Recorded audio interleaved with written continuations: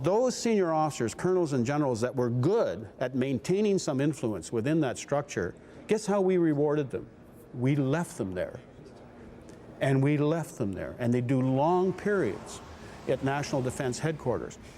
Some of us recoiled from that and wanted to stay where the fun was, with soldiers, soldiering in the field. And that was entirely selfish on our part, because we probably should have gone and shared some of the agony of what we call capital punishment and working in Ottawa, but the fun was in the field. There wasn't much fun in Ottawa, where politicians continued cuts to military capital expenditures initiated by the governments of John Diefenbaker and Lester Pearson in the early 60s. Popular new issues of social infrastructure demanded funding. Members of Parliament were rethinking defense, some using the military as a political and social laboratory. The systematic politicization of the military comes in more than just the economics. You see it in the structure of civil-military relations.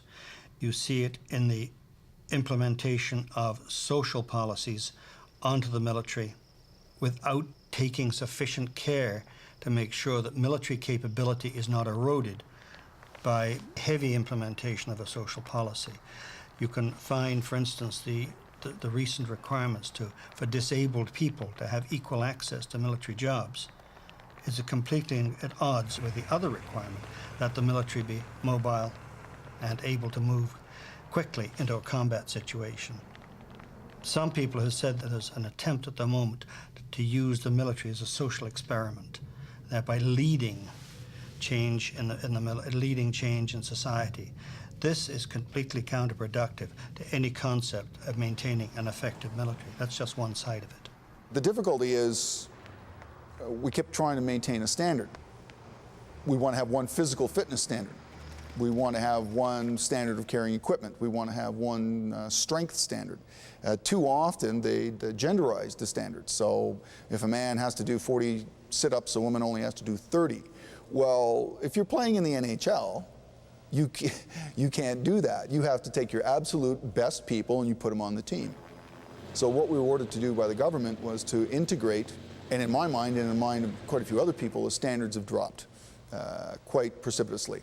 The problems the Canadian Armed Forces have experienced have been problems imposed upon them because they have not allowed to get on with being combat capable, being an Army, Navy, and Air Force. There have been so much obsessing about human rights within the armed forces that sometimes the core factors about what a military is are forgotten. Basically, what is happening is that the military advice being given to politicians is being made for political reasons rather than on the pure grounds of military reasons and military requirements.